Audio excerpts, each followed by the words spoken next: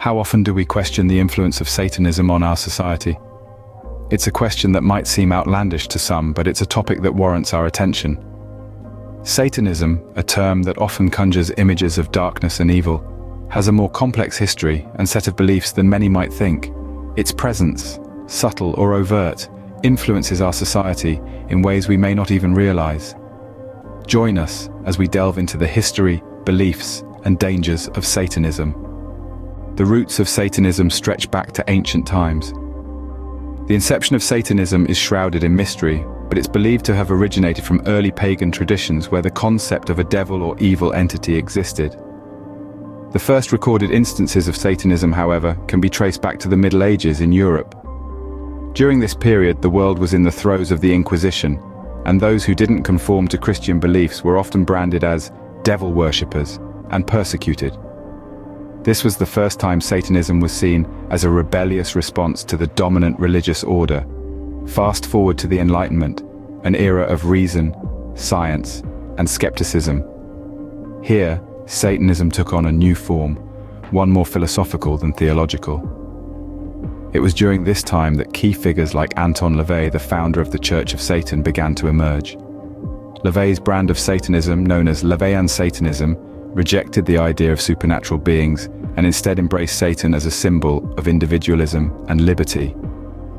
The rise of Romanticism in the 19th century further shaped Satanism with its focus on emotion and individualism. Satan was seen as a romantic hero, a rebel against the status quo. This period also gave birth to literary Satanism, as seen in works like John Milton's Paradise Lost, where Satan is portrayed as a sympathetic figure. In the contemporary world, Satanism has taken on many forms. The most recognized form is perhaps LaVeyan Satanism, established by Anton LaVey in the late 60s.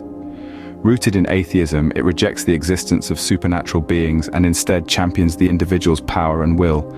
It's a philosophy that promotes indulgence, self-interest, and personal freedom, often misconstrued as evil due to its use of satanic imagery as a symbol of rebellion against societal norms. Then we have Luciferianism, a belief system that venerates the figure of Lucifer, not as the devil, but as a symbol of enlightenment, independence, and human progression. Luciferians view Lucifer as a bringer of light, knowledge, and wisdom, often associating him with the morning star. This perspective starkly contrasts the traditional Christian interpretation of Lucifer as the embodiment of evil. Another form of modern Satanism is the Satanic Temple, an organization that uses satanic imagery to promote egalitarianism, social justice, and the separation of church and state. They often engage in political activism and legal action to challenge religious favoritism in public institutions. These forms of Satanism, though vastly different, share a common thread: the use of satanic imagery to challenge societal norms, promote individualism, and question religious authority. However, these belief systems are often misunderstood and stigmatized due to their symbolic association with the figure traditionally seen as the embodiment of all evil in Christian theology. It's important to note that, despite the provocative imagery, most modern forms of Satanism do not involve illegal activities or harmful practices. Instead, they often promote values like critical thinking, autonomy, and social justice. However, the use of satanic symbolism remains a contentious issue, often leading to misconceptions and fear. These modern interpretations of Satanism continue to shape societal perceptions and beliefs. Satanism, however, is not without its dangers. From a Seventh-day Adventist Christian perspective, Satanism poses significant spiritual threats. These dangers are not merely theoretical, but can have profound implications for the individual soul and the broader community. The allure of Satanism often rests in its emphasis on individualism and self-empowerment. Yet these very principles, when divorced from a God-centered worldview, can lead to profound moral confusion and spiritual peril. As the Apostle Paul warns in Romans chapter 1 verse 25, who changed the truth of God into a lie, and worshipped and served the creature more than the Creator, who is blessed forever. Amen. This verse underscores the dangers of idolizing the self, a central tenet of satanic beliefs. Beyond this, Satanism encourages behaviors and practices that are diametrically opposed to Christian ethics. The satanic belief in indulgence over abstinence, for instance, can lead to harmful excesses and a life devoid of self-control. Galatians chapter 5, verse 23, reminds us of the virtues of temperance, a trait often neglected in satanic philosophy. Ellen White, a foundational figure in Seventh-day Adventism, eloquently captured the dangers of Satanism in her writings. In her book The Great Controversy, she warns of the deceptive power of Satan and the risks of being led astray by his allure. She cautions, like a skillful general, lays his plans beforehand. He's acquainted with the secrets of men's hearts and knows their weaknesses and vulnerabilities better than they know themselves.